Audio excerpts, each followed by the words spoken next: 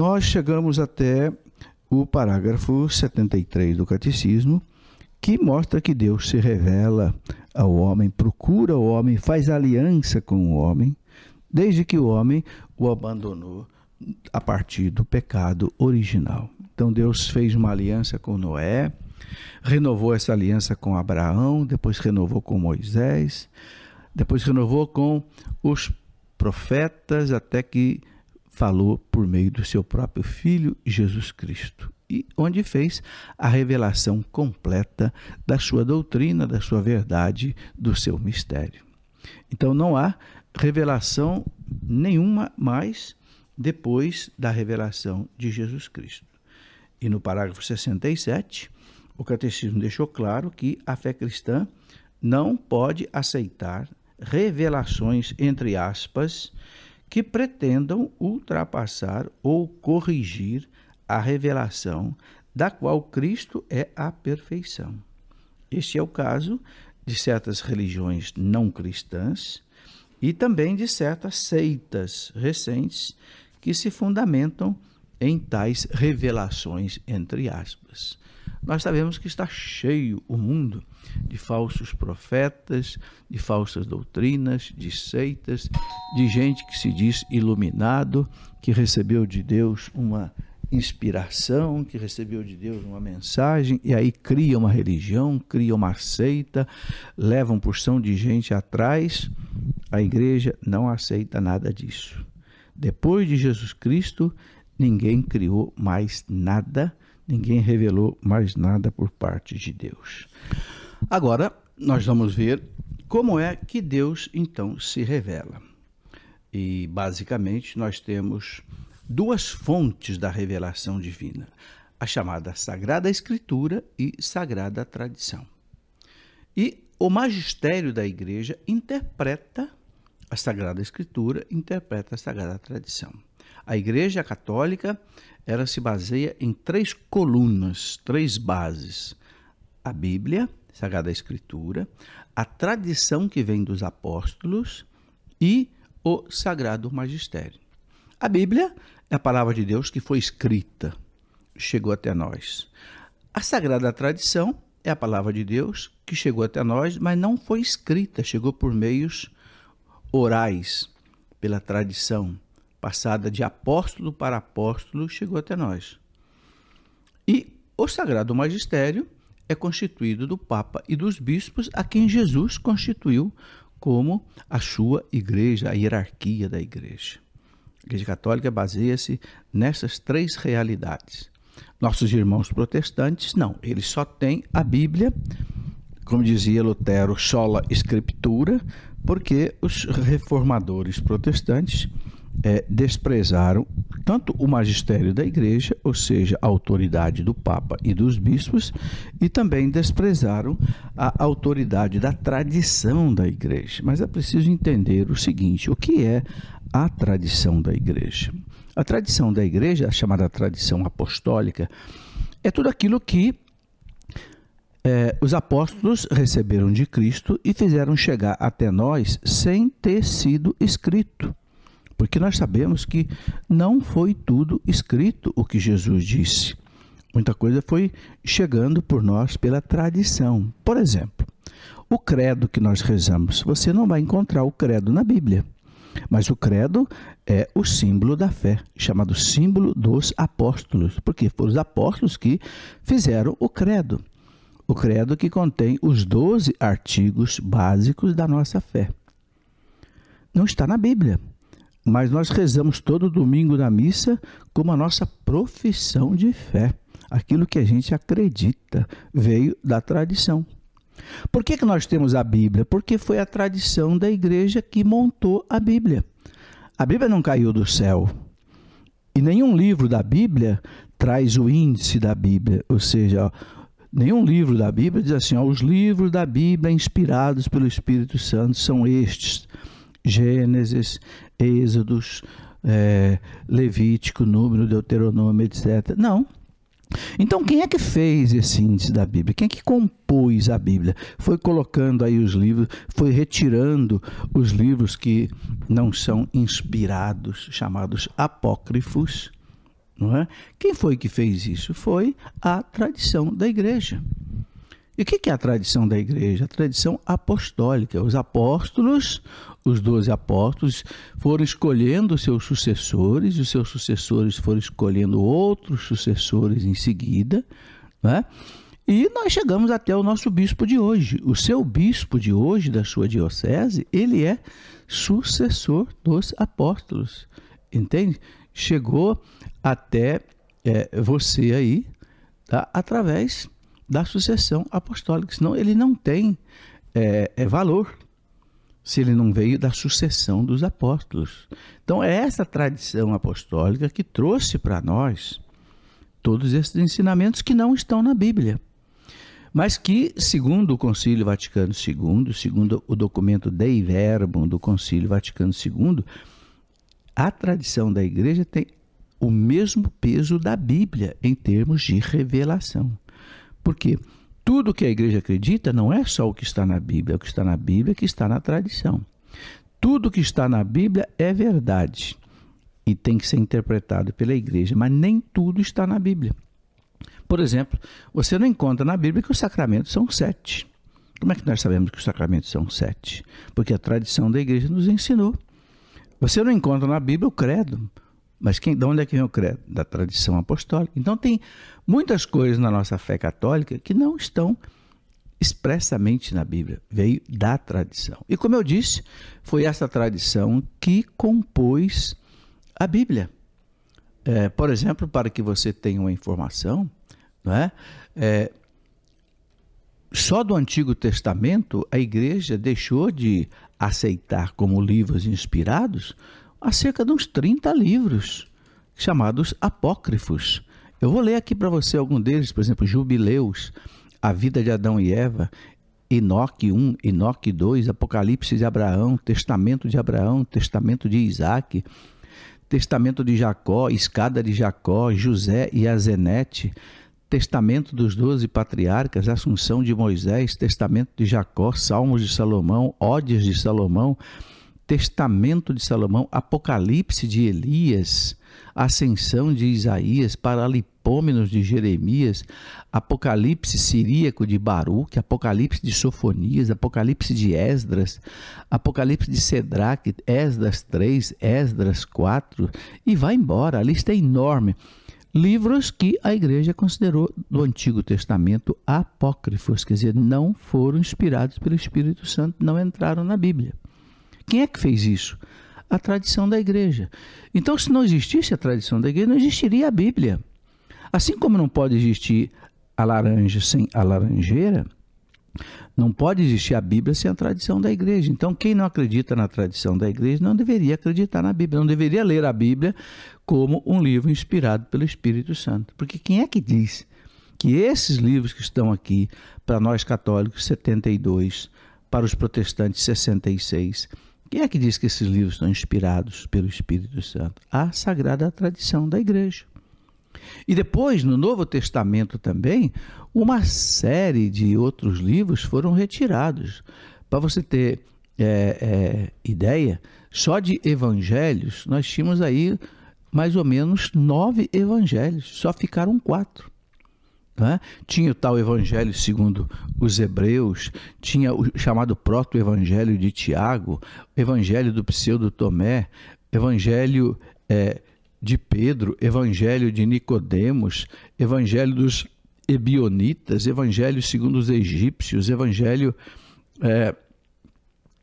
ainda de André, evangelho de Filipe, evangelho de Bartolomeu, evangelho de Barnabé.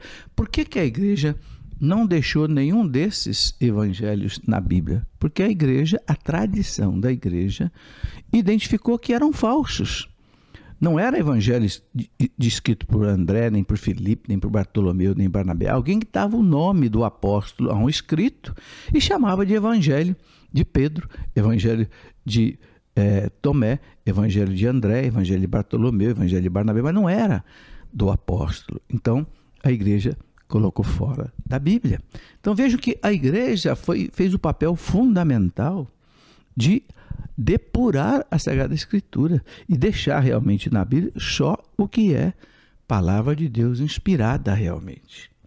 Quando na Reforma Protestante, Martinho Lutero e seus seguidores romperam com a igreja, eles pegaram a Bíblia inteira, montada pela igreja, e eles retiraram 6 livros, 7 livros, mas não tiveram coragem de acrescentar nenhum daqueles livros que a igreja tinha considerado não inspirados, ou seja, apócrifos. Aí, meu irmão, você vê a autoridade da igreja como é respeitada. Atos dos Apóstolos, nós tínhamos 7, só ficou 1. Havia Atos de Pedro, de Paulo, de André, de João, Tomé, Filipe, Tadeu, só ficou Atos dos Apóstolos de São Lucas. Epístolas tinham muitas outras, epístolas de Barnabé, terceira epístola aos Coríntios, epístola aos Laodicenses, epístola, carta dos Apóstolos, correspondência de Sêneca e São Paulo, tudo isso ficou fora. Apocalipse tinha 4, só ficou 1. Era Apocalipse de Pedro, Apocalipse de Paulo, Sibila cristã, só ficou 1. Ficou o quê? Aquele que a igreja considerou inspirado pelo Espírito Santo, que foi escrito por São João. Então, veja bem, meus irmãos, que muitos livros do Antigo e do Novo Testamento não entraram na Bíblia porque a tradição da igreja considerou, nos diversos concílios que a igreja fez. Concílio é quando o Papa reúne os bispos do mundo inteiro, ou de uma região. Então, os concílios de Cartago, os concílios, até o Concílio Vaticano II, a igreja foi depurando quais livros eram inspirados pelo Espírito Santo e quais não eram. Portanto, esta é a tradição apostólica, não é? O documento Dei Verbum do Concílio Vaticano II explica isso direitinho, ok? Uma coisa que precisa ficar bem claro para nós é que Cristo não escreveu nada, deixou que os apóstolos escrevessem tudo. Também os apóstolos não escreveram tudo. Quando São João termina o evangelho dele, o que São João diz? No final dos 2 últimos capítulos, eu quero ler para você, no final dos 2 últimos capítulos, quando São João termina o seu evangelho, São João deixa isso muito claro, não é? Ele diz, por exemplo, no capítulo 20, versículo 30, ele diz assim: Jesus fez diante de seus discípulos muitos outros sinais que não se acham escritos nesse livro. Estão vendo? Então muita coisa não foi escrita. Esses, porém, foram escritos para credes que Jesus é o Cristo, o Filho de Deus, e para que, crendo, tenhais a vida em seu nome. Então, vocês estão vendo? Nem tudo foi escrito. Portanto, São João deixa isso muito claro. Depois, ele diz também, lá no final do capítulo 21, encerrando o seu evangelho, São João diz, não é? Este é o discípulo que dá testemunho dessas coisas e quem as escreveu, e sabemos que o seu testemunho é verdadeiro. Há, porém, muitas outras coisas que Jesus fez e que, se fossem escritas uma por uma, creio que o mundo não poderia conter os livros que se escreveriam. Você percebeu? Então tem muita coisa que não foi escrita. Então, aonde que ficou registrado tudo isso que Jesus disse, que Jesus fez, e que não foi escrito? Na tradição da igreja, né? Na memória dos apóstolos, porque na última ceia Jesus diz claro para os apóstolos, você pode ver lá no capítulo 14 de São João, Jesus diz para os apóstolos: o Espírito Santo relembrará a vocês tudo o que eu disse. Guarde bem, João 16, versículo 12 e 13, Jesus fala isso com muita clareza para os apóstolos. Jesus diz para eles assim: eu ainda tenho muitas coisas para ensinar para vocês, mas vocês não estão preparados para ouvir agora. Por quê? Porque já era a última ceia, já era a despedida. Jesus sabia que o dia seguinte ele já ia morrer. E os apóstolos não tinham condição de entender tudo que Jesus tinha para ensinar, né? Por isso ele disse: tenho ainda muito que vos dizer, mas não podeis suportar agora. Então como é que vai fazer? Então o versículo 13 responde: quando vier o Espírito da verdade, ele vos conduzirá à plena verdade, pois não falará de si mesmo. Vejam bem, então Jesus prometeu: o Espírito Santo vos conduzirá à verdade plena. Em outra tradução diz: ensinar-vos-á todas as coisas. Então a igreja não tem dúvida que o Espírito Santo a conduzirá à verdade plena. E essa verdade plena não está só na Bíblia, porque a Bíblia não tem tudo que Jesus disse, que Jesus fez, como disse o São João. Eu mostrei para vocês 2 versículos, final do capítulo 20 de São João e final do capítulo 21.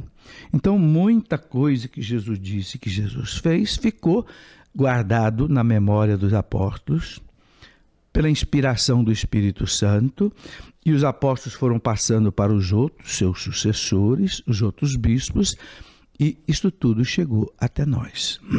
E chegou, meus irmãos, de maneira maravilhosa. O nosso credo tem 2000 anos e nunca mudou. Por quê? Porque o Espírito Santo é que guarda este credo. É o Espírito Santo que ensinou para os apóstolos. E o Espírito Santo, ele não pode ensinar uma coisa no século I e depois ensinar outra diferente no século XX, no século X, não. O Espírito Santo não se contradiz, você entende? Então, ele conduz o magistério da igreja, o Papa e os bispos, para que ensinem sem erro. É aquilo que Jesus disse para os apóstolos, está lá no Evangelho de São Lucas, no capítulo 10, capítulo 16, versículo 10, quando São Lucas diz, né? Quando Jesus diz para os apóstolos, quem vos ouve, a mim ouve. Quem vos rejeita, a mim rejeita. E quem me rejeita, rejeita aquele que me enviou. Isto é muito sério. Lucas 10, 16. Lucas 10, capítulo 10, versículo 16. Quem vos ouve, quer dizer, os apóstolos, que hoje são os nossos bispos. Quem vos ouve, a mim ouve. Quem vos rejeita, a mim rejeita, e quem me rejeita, rejeita aquele que me enviou, o Pai. Então Jesus está dizendo: quem ouve a igreja, ouve a mim, ouve o Pai. Quem obedece à igreja, obedece a mim, obedece o Pai. Quem serve à igreja, serve a mim, serve o Pai. Porque a lógica de Deus, meus irmãos, para a salvação da humanidade é esta: o Pai enviou o Filho enviou a igreja. Por isso a igreja é o sacramento universal da salvação. É por isso que os santos padres diziam que a salvação está na igreja. Eles comparavam a igreja com a arca de Noé, que salva do dilúvio do pecado. Aquela arca de Noé salvou do dilúvio das águas. A igreja é a arca de Pedro, que salva do dilúvio do pecado e da morte eterna, do inferno, e leva você para o céu. Pelos sacramentos. Quando você entra na igreja pela porta do batismo, você está entrando na arca de Pedro.